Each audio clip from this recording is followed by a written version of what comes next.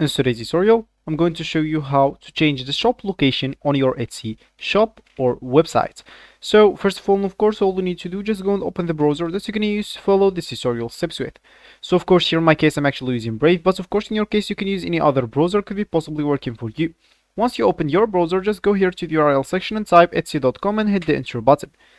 That will take you into this page.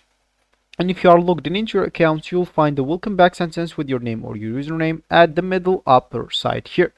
Of course, if you are now logged in into your account, you'll find at the top right corner a sign in option instead of those icons.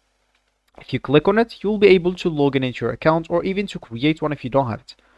Of course, you'll be able to do all of that even with your Google account, Facebook account, or an Apple account if you don't want to go through all the boring steps of creating or logging in into your account. And of course, it will be much faster. So once you did one of those two options, you'll find yourself here with this home page and with this welcome back sentence as we said. And of course, as we said in the beginning of the video, you would like to change the shop location. So if you want to do that, just go to your shop manager by clicking at the shop icon at the top right corner. And once you are here, you would like to go here to the left options and you will find sales channels. So of course, probably the first one will be your shop.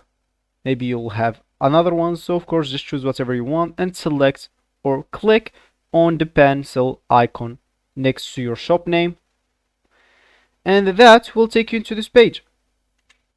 So of course for me, as you can see here, I have no location set yet, but for you, of course, if you have a location, that doesn't matter. All you need to do here is just click at this edit button, and as you can see here, start typing and choose from a suggested city to help others find you. So of course, let's say as an example, you're gonna type Berlin or anything. Of course, if you already have something, just type another one and then like click at save. So for me, let me just type mine as an example, click at save, and as you can see, here is it's edited or it's changed.